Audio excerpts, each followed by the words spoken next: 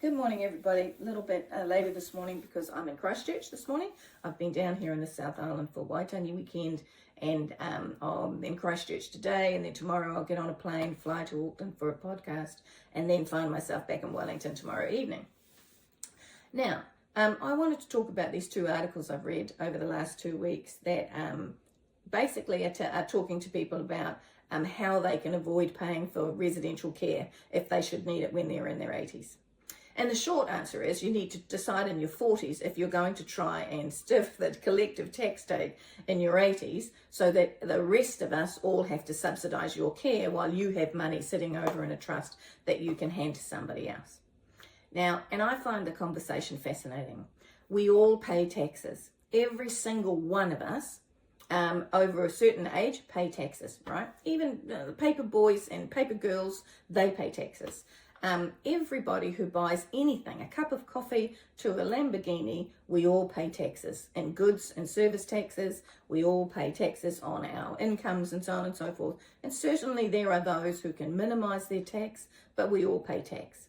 And we all do it because the country we're in has been set up so that we collectively put in to provide a base number of services to our citizens and our residents so that everybody can access them.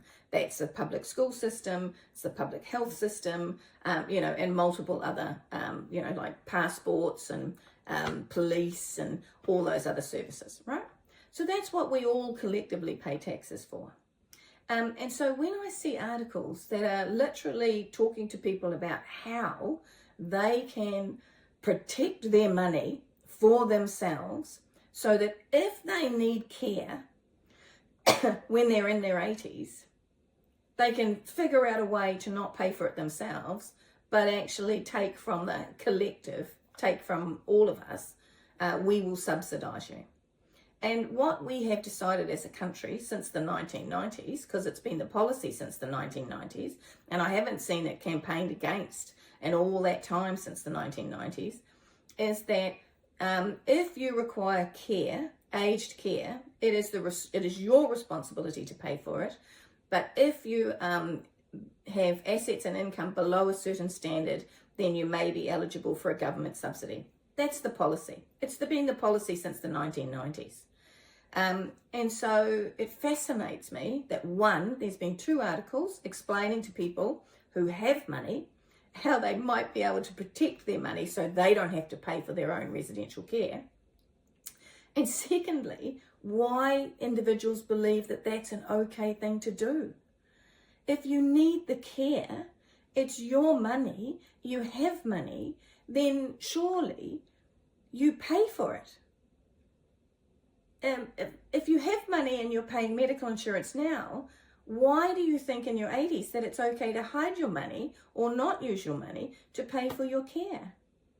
It's a fascinating situation, and I can tell you what the reality is. We don't have enough in the tax take, which will continue to drop because the number of those in the working age demographic is falling to about 2 to 1 of senior. So only 2 tax-paying individuals to 1 senior. So this is not the time to start putting out articles to tell people how to make sure they don't pay their taxes or make sure that they can rip off the system in some way so that they can get a subsidy while at the same time hoarding money over here.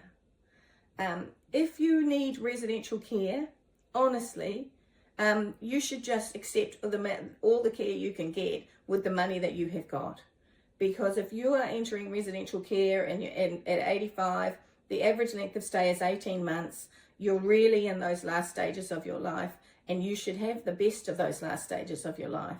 I would have thought that's the way to think about residential care, rather than deciding that you're going to go and hide your money somewhere so that this taxpayer has to subsidise you. But that's just my view. See you.